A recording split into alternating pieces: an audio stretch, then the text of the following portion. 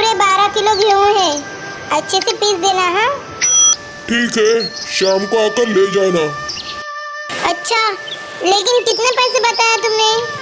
12 kilo गेहूं के 120 रुपए हो गए। हे राम, कितना महंगा बता रहे हो तुम। क्या भाभी, 1 किलो गेहूं के मैं सिर्फ 10 रुपए ही तो ले रहा हूँ। अब सारा दिन चक्की चलाकर कितनी मेहनत करनी होती है। अच्छा, चलो ठीक है, लेकिन मुझे शाम तक ही चाहिए। हाँ, मेरे घर पर कुछ मेहमान आ रहे हैं। ठीक है भाभी, आप फिक्र ना करें, हो जाएगा। रतनपुर गांव में दिनेश नाम का एक गरीब व्यक्ति रहता था। वो दिन भर हाथ से चक्की चलाकर आटा पीसता था, तब जाकर उसके घर का चूल्हा जलता था। उसके घर में उसकी पत्नी रमा और 5 साल की बेटी मोना थी। उसकी पत्नी रमा हमेशा ही उसे गरीबी के ताने दिया करती थी। बस सारी जिंदगी चक्की चलाते रहना और कुछ काम आता ही नहीं। अरे, पति जब काम कर कर थका हारा आता है ना, तो उसके बीवी को उसे चाय पानी पूछना चाहिए, ना कि आते ही चिकचिकबाजी शुरू करना चाहिए। आए बड़े, जैसे कि अंबानी हो ना, जो नोटों की गड्डी लाकर मुझे दे रहे हो। 3 दिन से चावल खाने का मन कर रहा है मेरा, लेकिन पति आटा चक्की चलाने वाला क्या मिला, मानो चावल से रिश्ता ही टूट गया मेरा। बाबा, ये लो पानी। ला मेरी बिटिया, जुग जुग जियो। दिनेश के घर में ये रोज का ही काम था। उसकी पत्नी उसे हमेशा ही काम और पैसे के लिए ताना दिया करती थी। एक दिन दिनेश बड़ी मेहनत से आटा पीस रहा होता है कि तभी वहाँ से एक तूफान आता है और उसका सारा आटा अपने साथ हवा में उड़ा के ले जाता है। ए आंधी, रुक तो जरा, तुझे तो मैं अभी बताता हूँ। दिनेश वो आंधी के बवंडर के पीछे दौड़ने लगा। कुछ देर बाद वो बवंडर एक पर्वत पर आकर रुक गया। ए आंधी, मेरा आटा मुझे वापस दे दे। मैं अपने ग्राहकों को क्या जवाब दूंगा? मुझ जैसे गरीब को क्यों परेशान कर रही है तू? तभी उस आंधी में से एक औरत का चेहरा नजर आया, लेकिन आटा तो सारा उड़ गया। मुझे नहीं पता कुछ, तू कुछ भी कर और वो आटा मुझे जल्द से जल्द लौटा दे। वो आटा तो मैं तुम्हें अभी नहीं लौटा सकती, लेकिन मेरे पास तुम्हें देने के लिए कुछ है। तभी वो घूमती हुई आंधी के भवंडर में से एक पीतल का टिफिन बाहर निकला। अरे, ये क्या है? ये एक जादुई टिफिन है। इससे तुम जो भी मांगोगे वो मिल जाएगा, लेकिन हाँ, इसके लिए तुम्हें पहले एक मंत्र बोलना होगा। ए जादुई टिफिन, कर दे मेरी मुराद पूरी, जो मैं मांगू मिल जाए मुझको, रहे न कोई ख्वाहिश अधूरी मेरी। जल्द से जल्द इस टिफिन को भर दे तू आटे से। अरे वाह, सचमुच बड़े ही कमाल का है ये तो। आंधी का शुक्रिया अदा कर कर दिनेश उस टिफिन को खुशी खुशी अपने घर ले गया। घर में दिनेश की पड़ोसन और रमा की सहेली इंदु आई थी। उसकी नज़र पीतल के उस टिफिन पर जाती है। अरे, ये क्या, इस कंगाल के पास इतना अच्छा पीतल का टिफिन कहाँ से आया? इंदु को देखकर दिनेश चुप हो गया और उसने वो टिफिन अपने पीछे छुपा दिया। टिफिन को छुपाता देख इंदु को उसके ऊपर शक हुआ और वो बहाना कर कर वहाँ से जाने लगी।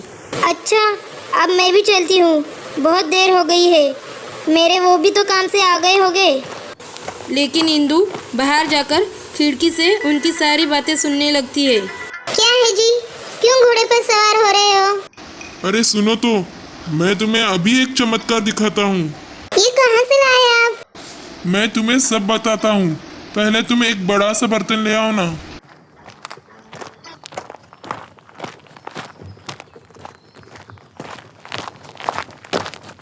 दिनेश आटे को एक बर्तन में निकालकर डब्बा खाली कर देता है और डब्बे को हाथ में लेकर एक मंत्र पढ़ने लगता है।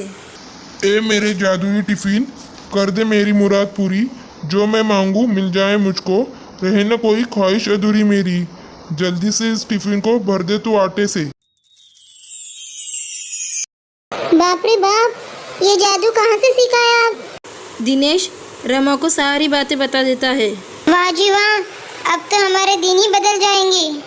हाँ रमा, हाँ, और आराम भी हो जाएगा। अब चक्की चलाकर पहले की तरह मेहनत नहीं करनी पड़ेगी मुझे। अगले दिन जब दिनेश किसी काम से बाहर गया था और रमा भी मोना को लाने स्कूल गई थी, तभी बिंदु चुपके से उनके घर गई और वो जादुई टिफ़िन उसने चुरा लिया। उसकी जगह हूबहू वैसे ही टिफ़िन उसने रख दिया। अगले दिन जब दिनेश को आटा पीसने का ऑर्डर मिला तो उसने वो टिफ़िन का इस्तेमाल करना शुरू किया, लेकिन उसके बार बार मंत्र पढ़ने के बाद भी उसमें से आटा नहीं निकला। तो वो गुस्से से चिल्लाते हुए कहने लगा, उस आंधी ने मुझे धोखा दिया है। उसने बस एक ही दिन का जादू मुझे दिया था। दिनेश गुस्से के मारे उस आंधी के पास पहुंच जाता है। ए आंधी, तुमने मुझे धोखा क्यों दिया? लेकिन मैंने तो तुम्हें कोई धोखा नहीं दिया। ये रखो अपना जादुई टिफिन, ये तो अब बिल्कुल भी काम नहीं कर रहा। लेकिन ये तो वो टिफ़िन है ही नहीं जो मैंने तुम्हें दिया था।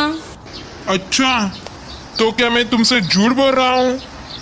उस आंधी ने फिर से एक बड़ा सा टिफ़िन निकालकर दिनेश को दे दिया और उसे कहा, यह एक जादुई टिफ़िन है, तुम इससे जितना चाहे उतना आटा निकाल सकते हो, लेकिन इसका इस्तेमाल करते वक्त तुम्हें ये मंत्र पढ़ना होगा। ए मेरे बड़े जादुई टिफ़िन, कर दे मेरी मुराद पूरी, जो मैं मांगूँ मिल जाए मुझको, रहे न कोई ख्वाहिश अधूरी मेरी, जल्दी से इस बड़े से टिफ़िन को भर दे तू आटे से।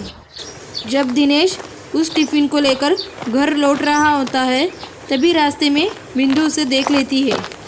हाय राम, इतना बड़ा टिफिन, लगता है यह भी पूरा आटे से भरा हुआ है। अब तो मुझे इसे भी चुराना होगा। घर आकर दिनेश रमा को फिर से सारी बात बता देता है। सच में जी, ये तो बहुत ही बड़ा टिफिन है। अब तो हमारी कमाई खूब होगी। हाँ रमा, जितना मैं पहले महीने भर में कमाता था ना, उतना मैं अब एक दिन में कमाऊंगा। अब तो मैं अपना आटे का गोदाम ही खोलूंगा। हाय राम, मुझे तो अभी से सोच सोच कर खुशी हो रही है। जरा एक बार फिर से मुझे जादू दिखाइए ना। दिनेश ने उस बड़े से टिफ़िन में का आटा एक बड़े से डब्बे में डाला और मंत्र पढ़ने लगा। ए मेरे बड़े जादुई टिफिन, कर दे मेरी मुराद पूरी, जो मैं मांगू वो मिल जाए मुझको, रहे न कोई ख्वाहिश अधूरी मेरी, इस बड़े से टिफिन को भर दे तू आटे से। एक बार फिर से इंदु खिड़की से झांककर यह सब देख लेती है। हाय रे हाय, मर जावा, इतना सारा आटा। चलो अभी चले, इसे जाकर लाला को बेच आते हैं और इससे जो पैसे मिलेंगे उस पैसे से हम चावल और मुर्गी खरीद लाते हैं। मेरा बड़ा मन कर रहा है रसेदार मुर्गी और भात खाने का। तो चलो ना फिर, देर किस बात की। वो लोग लाला के पास आटा बेचने चले जाते हैं और इंदु उस बात का फ़ायदा उठाकर जल्दी से एक वैसा ही टिफ़िन बाज़ार से लाकर वहाँ रख देती है और उस बड़े से टिफ़िन को चुरा कर ले जाती है। अगली सुबह दिनेश उस बड़े से टिफ़िन को लेकर अपने काम पर पहुंचा और उस बड़े से टिफ़िन को फिर से आटा मांगने लगा। वो काफ़ी देर तक मंत्र पढ़ता रहा, लेकिन लाख कोशिश के बाद भी जब आटा नहीं निकला तो वो गुस्से से तमतमाता फिर से आंधी के पास पहुंचा। जादुई आंधी, एक बार फिर से तुमने मुझे धोखा दे दिया। नहीं नहीं, मैंने तुम्हें कोई धोखा नहीं दिया। एकदम झूठ।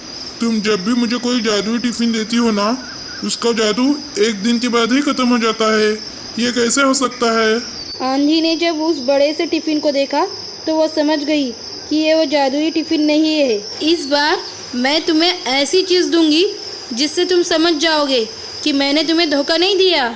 आंधी अपने जादू से एक डंडा निकालकर दिनेश को दे देती है। लेकिन मैं इस डंडे का क्या करूँगा?